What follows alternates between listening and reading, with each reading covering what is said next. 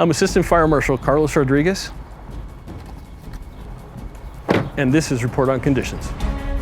This week, we highlight 3 vegetation fires throughout the county, and we explain how fire retardant works.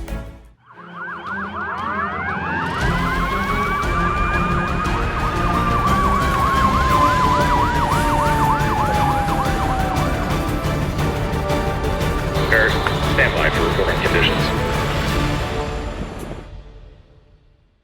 Hi, and thanks for joining CAL FIRE Riverside County Fire Department's Report on Conditions. I'm Rob Rosine. Last week, from June 27th through July 3rd, our firefighters responded to 3,683 calls for service. Included in those calls are 2,775 medical emergencies and 164 fire-related calls. Of the fire calls, 60 were vegetation fires and 15 were structure fires.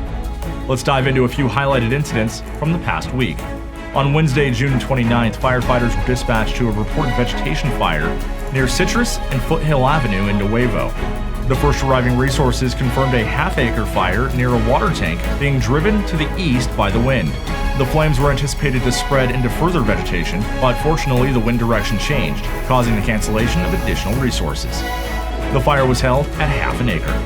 On Saturday, July 2nd, firefighters were dispatched to a vegetation fire off of El Calamar Road, east of Via Escalon in the city of Temecula.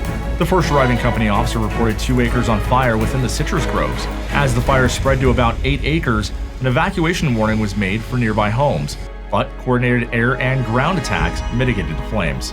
At around 5 o'clock p.m., the evacuation warning was lifted and fire resources remained on scene for an additional 3 hours to continue building containment lines. No civilian or firefighter injuries were reported. Later that same day, firefighters responded to reports of a vegetation fire in the unincorporated community of Thermal on the Torres Martinez Reservation.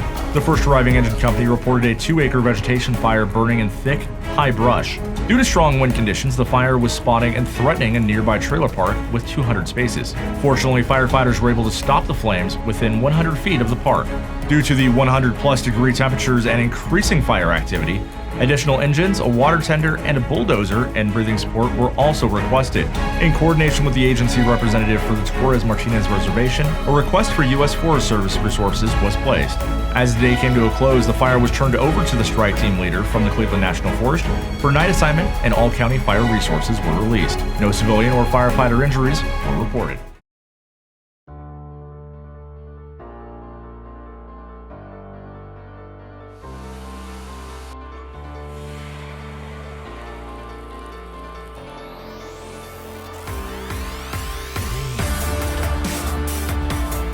The Riverside County Fire Department is currently enrolling volunteer reserve firefighters and other vital volunteer roles. Whether you want to start an exciting career in the fire service or just want to serve your community, visit RVCFire.org to find out more.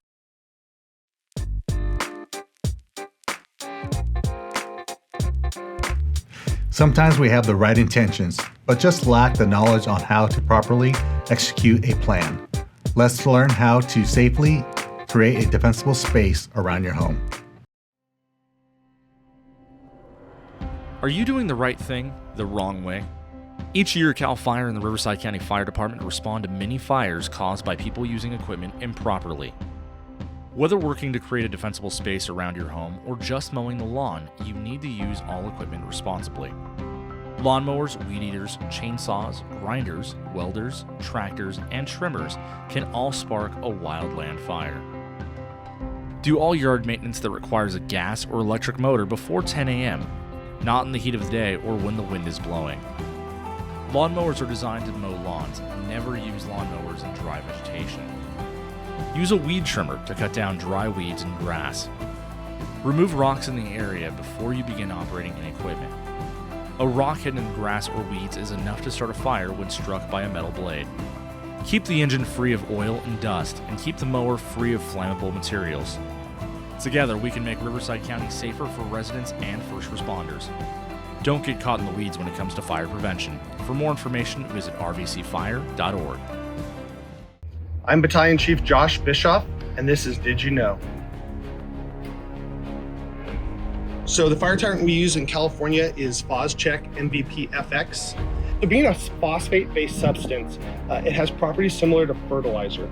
So it actually, in the long term, will help vegetation grow. Initially, it could be damaging to ornamental vegetation, but over time, especially if it rinsed off in a quick amount of time, the long-term effects could be actually help vegetation grow. We are trying to drop retardant in the green or away from the fire and let the fire burn into the retardant. And retardant doesn't put out fires. Retardant simply slows down the spread of the fire and allows the ground crews time to get in and cut finished hand line. So retardant alone won't suppress the fire without the support of the ground crews. So on a busy day, if we had a fire that's in the Riverside unit, we have several air tankers out of Hemet Ryan. We could pump up to 40,000 gallons of retardant in a busy day. On hand, at all times, we have 48,000 gallons of liquid retardant that's already been pre-mixed and ready to load onto airplanes. And then we have another 80 tons of dry powder that we are able to mix with water to generate more retardant ready to go onto the airplanes.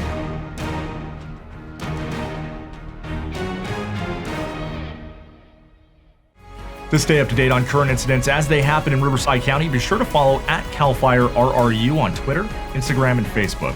Did you happen to capture any pictures or videos of our firefighters in action? If so, send them our way at rrupio@fire.ca.gov.